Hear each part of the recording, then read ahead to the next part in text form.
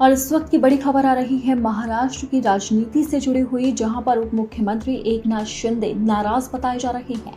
इस वक्त की बड़ी खबर हम आपको बता रहे हैं, जहां पर महाराष्ट्र के उप मुख्यमंत्री एकनाथ शिंदे ने मोर्चा खोल दिया है। बताया जा रहा है कि एकनाथ शिंदे देवेंद्र फडणवीस को मुख्यमंत्री बनाए जाने से खुश नहीं है और अब उनकी नाराजगी खुलकर सामने भी आ रही है। पिछले दिनों भी उन्होंने एक बयान दिया था, जिससे साफ जाहिर हो गया था कि वो सरकार से खुश नहीं है। वहीं अब एक बार फिर उनका बयान सामने आया है और उनके बयानों को लेकर ही अब शिवसेना उद्धव गुट के मुखपत्र सामना में सरकार की घेराबंदी की गई है और यहां तक कि इन सब के बीच में उद्धव गुट अमित शाह को भी ले आया है।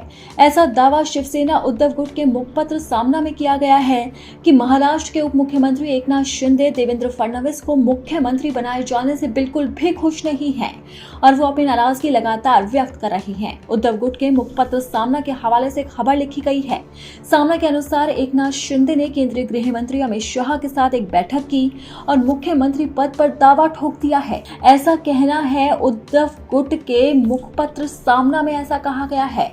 आपको बता दें कि पिछले दिनों भी एकनाथ शिंदे ने अपना बयान दिया था। हालांकि उन्होंने खुलकर किसी के खिलाफ नाराजगी जाहिर नहीं की थी, लेकिन उन्होंने कहा था कि मैं झुकना नहीं जानता हूं। इसी बयान को लेकर सियासत में कई मायने भी निकाले गए थे। वहीं अब मुखपत्र सामना में एक बड़ा बयान लिखा गया है। उन्होंने कहा है कि एकनाथ शिंदे ने केंद्रीय गृह मंत्री के साथ एक बैठक की और मुख्यमंत्री पद पर दावा ठोक दिया है। हालांकि अमित शाह ने इसके लिए मना कर दिया और कहा कि आप बीजेपी में मर्ज हो जाओ, उसके बाद सीएम पद पर अपना क्लेम बनेगा। एकनाथ शिंदे की तरफ से लगातार महाराष्ट्र की सियासत में ऐसे बयान सामने आ रहे हैं, जिससे राजनीति गर्माती जा रही है। उन्होंने पिछले दिनों नागपुर में एक कार्यक्रम में हिस्सा लिया था और उन्होंने साफ तौर पर बयान दिया था कि मुझे हल्के में मत लो। इस बयान के कई सियासी मायने भी निकाले गए थे। वहीं इन बयानों के बीच में अब सामना के मुखपत्र में एक बड़ा दावा ठोक दिया गया है।